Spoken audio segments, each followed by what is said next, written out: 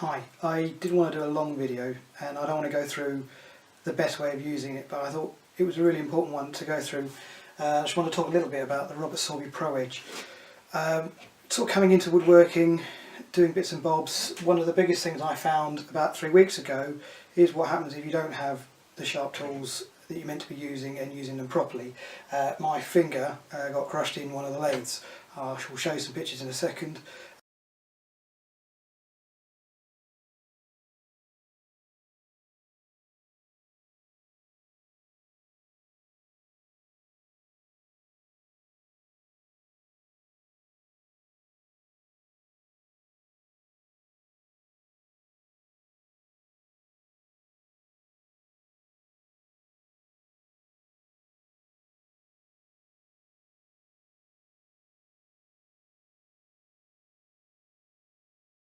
So one of the things I've invested in recently has been a decent sharpening system, and I've been really impressed with the Robert Sorby Proedge. It's kind of idiot proof. Now, I bust my finger partly through unsharpened tools and partly through user error, or really stupidity on my behalf. I was not using the right grip and I was pushing things further than I should have done, and my finger paid a price for it. But one of the things I've been really impressed with this is how well it sharpens up the blades and how accurately it does it and how good an edge it's left on it. I've been lucky enough to inherit a wood lathe from my grandfather, and I've been working with some of the tools and they've been sharpened to the right angles, but actually this has put such a decent edge on it. I've noticed a massive difference on my turning from pre-sharpened to using the Robert Sorby Proedge. Other things I've picked up as well, I started off with the aluminium oxide belts. Now they did an okay job, but they heated up really quickly. I was spending a lot of time using water at the same time, trying to cool the blades at the same time. I've swapped recently to the ceramic belts and they have made a massive difference. They run a lot cooler. I haven't really had to use any water for cooling the chisels as I've gone along, and it does a massive fast sharpening job on rehoning and reshaping chisels. I've managed to get my belts from the tool post. They've actually got both the original Sorby belts and they've got some of their own versions that fit, and they actually do an extra grit compared to the general Sorby ones, and they've been doing a superb job. I've been running them at the moment. It's not the cheapest system by a long way, but I have said, compared to some of the other things I've used before, it's done a really good job. So one of the things I use within my workplace, we have oil stones, bench mounted grinders, and we use those to do a lot of sharpening. The oil stones are brilliant. Big mechanical box, mount everything up, does a really good job, keeps everything cool, but they're not the easiest things to store in workshops.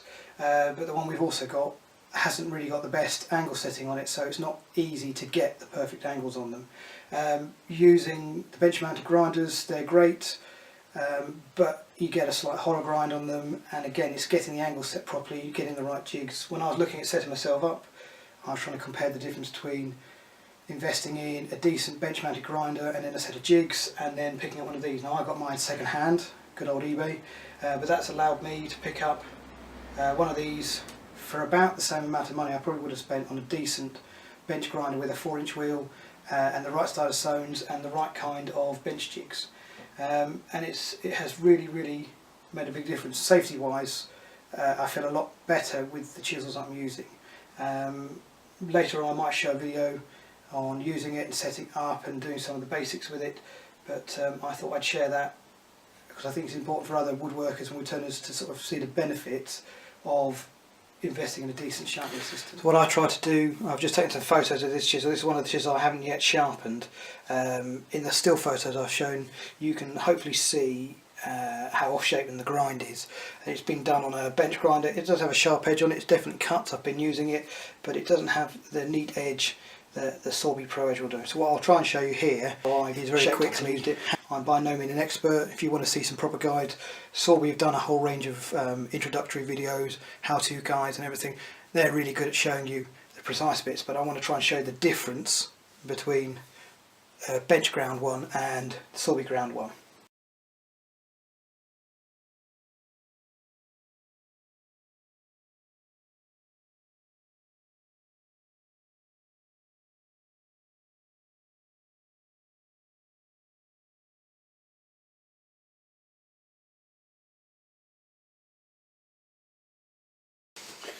So with all spindle and bolt gouges, you're looking at, for a standard grind, around about a 45° angle. And one of the things I really like about this is how easy it is to set the grind up perfectly on here. They've got a guide on the front that tells you which each angle for the hole is, and then it's as easy as locking it off, taking the clamp out and setting it. So for this one we're using a mark grind first of all at 60°, which is that hole there.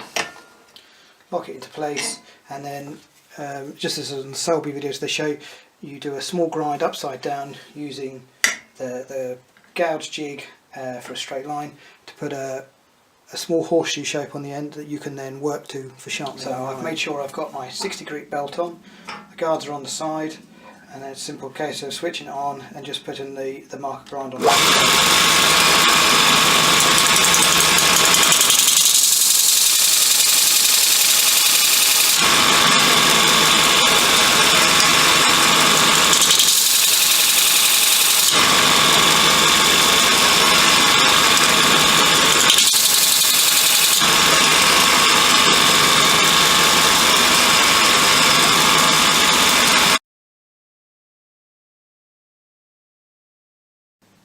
So as I'll show you in a close-up, you can see the marker grind on there. Basically it's designed that the way that it grinds, the way the light is reflected off, you can see that against where it hasn't been ground, and then you can simply control that as you go across. So we're going to change the clamp to 45°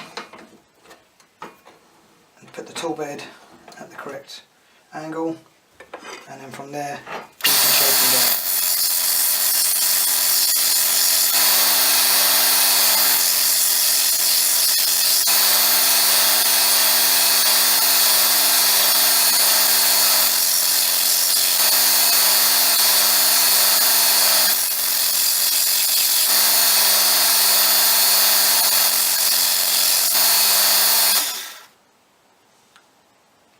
So once I've got the shape down to where I want it, it's going to be a case of changing the belts and then just sharpening up.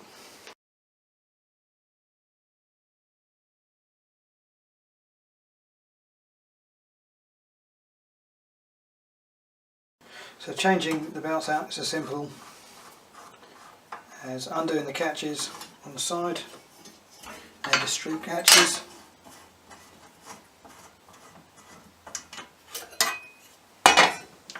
And the lever on the top.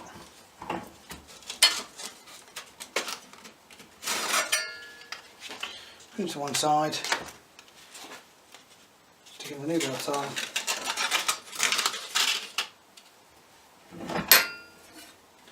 and then putting the clamp back on.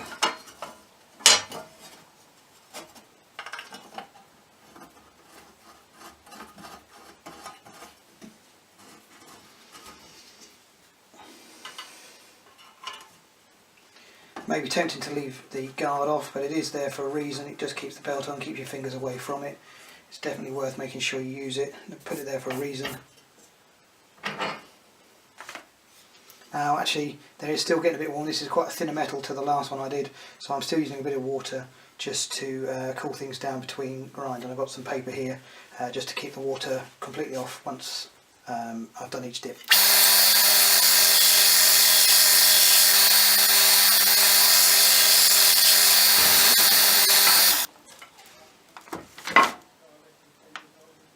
And it's just being a case of repeat the process on a 180 grit to do the final sharpen.